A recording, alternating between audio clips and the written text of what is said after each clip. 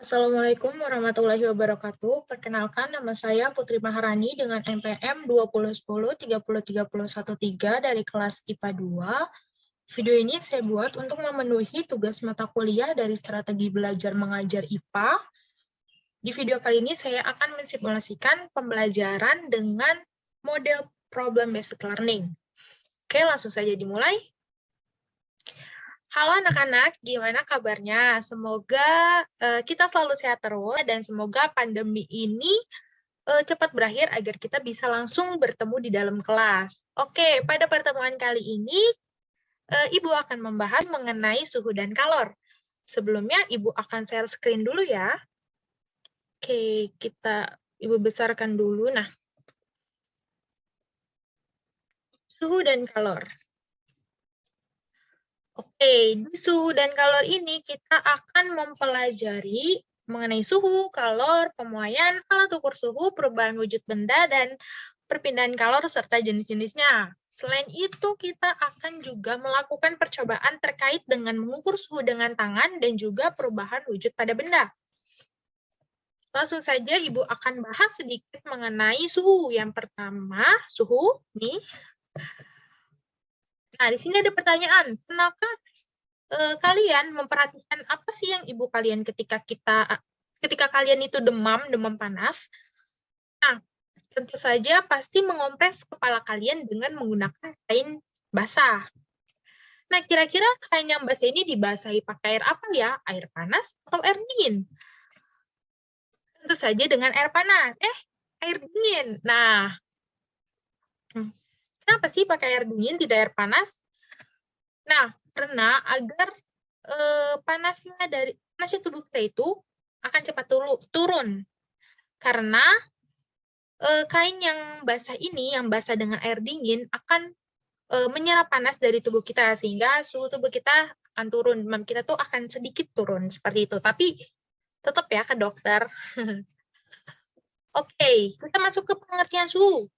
Nah, coba deh, kalian masukkan tangan kalian ini ke dalam air biasa, atau air yang biasa kalian untuk mandi, kemudian tangan kiri kalian dimasukkan ke dalam air yang hangat gitu, air yang udah dicampur dengan air panas. Nah, pastikan tangan kanan kalian ini pasti akan terasa lebih dingin dibandingkan dengan tangan yang kiri kalian. Nah, rasa panas dan rasa dingin yang kalian rasakan inilah yang dikatakan sebagai salah satu ukuran suhu dari suatu benda. Nah, benda yang terasa dingin ini akan selalu memiliki suhu yang lebih rendah dibandingkan dengan benda yang panas ini. Jadi, nilainya itu akan selalu lebih besar yang panas tentunya ya. Semisal yang panas nilainya 50 derajat, yang ini mungkin 30, jadi terasa beda seperti itu. Nah, sehingga dapat disimpulkan bahwa suhu ini merupakan derajat atau tingkat panas suatu benda atau kuantitas panas dari suatu benda. Nah, ketika kita mau mengukur nih, masa iya kita harus menggunakan tangan. Oleh karena itu, ada namanya alat yang namanya itu termometer, alat untuk mengukur suhu secara akurat, secara pasti, dan sudah ada skalanya, seperti itu. Kemudian ada yang namanya perubahan wujud benda. Perubahan wujud benda ini bisa disebabkan oleh lingkungan yang panas ataupun lingkungan yang dingin. Nah, perubahan wujud benda itu diantaranya ada mencair, yaitu padat menjadi cair, kemudian membeku, yaitu cair menjadi padat, kemudian ada namanya menguap, yaitu dari cair menjadi gas, kemudian ada yang namanya mengembun dari gas menuju cair. Kemudian ada yang namanya menyublim, yaitu dari padat menjadi gas, dan juga ada yang namanya mengkristal dari gas menjadi padat. Nah, yang merah-merah ini nih, itu benda tersebut artinya menerima kalor atau membutuhkan kalor untuk mengalami perubahan wujud seperti itu. Kemudian yang biru-biru ini, itu benda tersebut artinya melepaskan kalor gitu. Jadi kalornya yang dia punya itu dilepaskan ke benda yang mau diubah seperti itu. Oke, langsung ke materi kalor. Nah, kalor ini merupakan energi panas yang berpindah. Jadi, kalor merupakan energi panas yang berpindah dari suhu yang rendah ke suhu yang tinggi. Nah, satuan dari kalor ini bentuknya dilambangkan dengan huruf J besar, yaitu joule. Jadi, dari kalor ini ada yang namanya perpindahan kalor. Perpindahan kalor ini itu ada 3 jenis. Yang pertama ada yang namanya konduksi, konveksi, dan juga radiasi. Yang pertama konduksi. Konduksi ini perpindahan panas melalui zat perantara, jadi membutuhkan perantara untuk panas itu dapat berpindah. Contohnya ketika kita mengaduk teh panas atau kopi panas, pasti kan tangan kita ini secara tidak langsung terasa panas ya.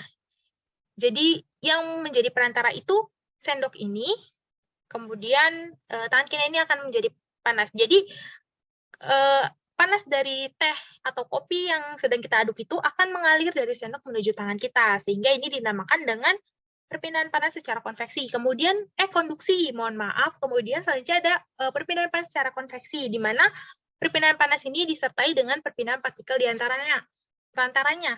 Nah, contohnya ketika kita merebus air, pastikan yang bawah ini yang terasa panas duluan, kemudian nanti naik ke atas seperti itu. Kemudian yang terakhir di sini ada radiasi. Radiasi itu perpindahan panas tanpa melalui perantara. Contohnya ketika kita berada di depan api unggun, pastikan tidak ada perantaranya, tapi badan kita terasa panas. Nah, seperti itu. Bisa juga dirasakan ketika kita berada di bawah matahari, pastikan tuh panas banget ya, jadi nggak ada perantara, tapi kok bisa terasa panas. Nah, seperti itu. Itu namanya perpindahan panas secara radiasi. Kemudian, kita bab selanjutnya yaitu pemuaian. Oke, di sini ada pertanyaan. Sel kereta api itu kalau dilihat langsung tuh, susunnya tuh pasti renggang-renggang. Kenapa sih?